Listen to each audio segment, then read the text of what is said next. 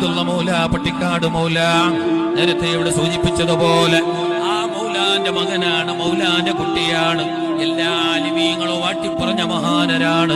ശൈഖുനാ ചപ്പാറപ്പട ഉസ്താദ് ഒരു വലിയൊരു മഹാൻ എന്നോട് പറഞ്ഞെന്തറിയോ, മഹാനായ ശൈഖുനാ ചപ്പാറപ്പട ഉസ്താദിന്റെ മഹത്വം കൂടുതലൊന്നും പറയണ്ട, അത് മൗലാന്റെ കുട്ടി എന്ന് തന്നെയാണ് ഏറ്റവും വലിയ മഹത്വം.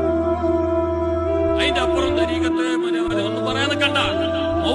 മൗലാന്റെ കുട്ടി, അതായത് മൗലാന്റെ ശേഷമുള്ളവരാളായി മൗല കണ്ടത് മഹാനരായ ചപ്പാറപ്പട ഉസ്താദ്.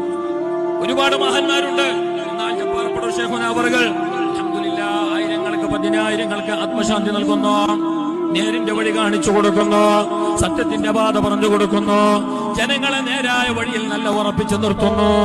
സുബ്ഹാനല്ലാഹ്, അവരാണ് സത്യത്തിൽ ഏറ്റവും വലിയ മഹാന്മാർ.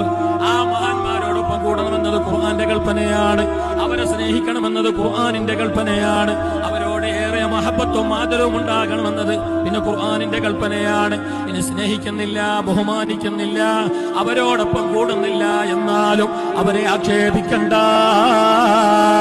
കുറ്റപ്പെടുത്തണ്ട, തമാശയാക്കണ്ട.